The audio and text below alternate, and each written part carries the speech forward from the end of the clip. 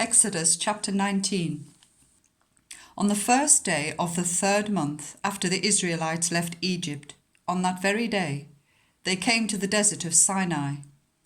After they set out from Rephidim, they entered the desert of Sinai, and Israel camped there in the desert in front of the mountain. Then Moses went up to God, and the Lord called to him from the mountain and said, "This is what you are to say to the house of Jacob, and what you are to tell the people of Israel. You yourselves have seen what I did to Egypt, and how I carried you on eagle's wings, and brought you to myself.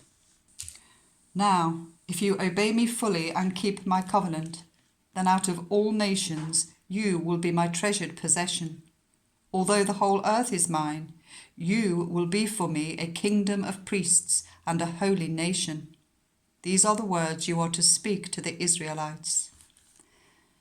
So Moses went back and summoned the elders of the people and set before them all the words the Lord had commanded him to speak. The people all responded together, "We will do everything the Lord has said."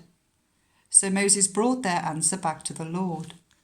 The Lord said to Moses, "I am going to come to you in a dense cloud, so that the people will hear me speaking with you and will always put their trust in you."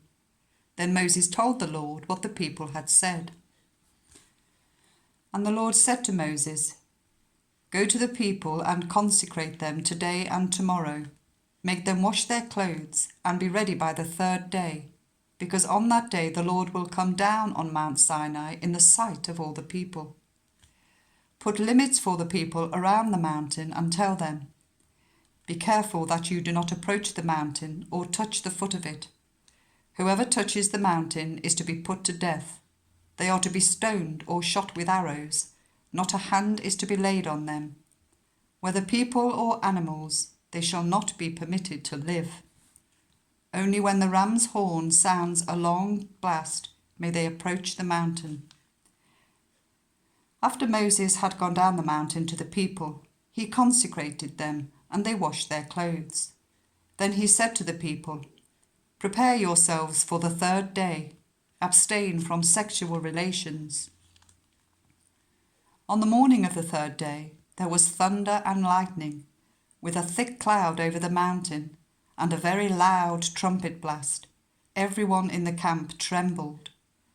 Then Moses led the people out of the camp to meet with God, and they stood at the foot of the mountain.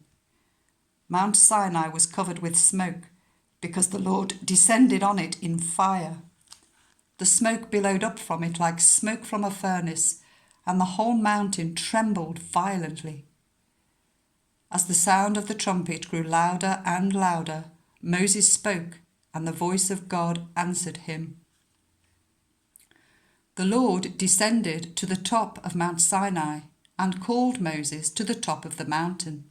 So Moses went up, and the Lord said to him, "Go down and warn the people, so they do not force their way through to see the Lord, and many of them perish. Even the priests who approach the Lord must consecrate themselves, or the Lord will break out against them." Moses said to the Lord, "The people cannot come up Mount Sinai, because you yourself warned us. Put limits around the mountain and set it apart as holy." The Lord replied, "Go down and bring Aaron up with you, but the priests and the people must not force their way through to come up to the Lord, or he will break out against them."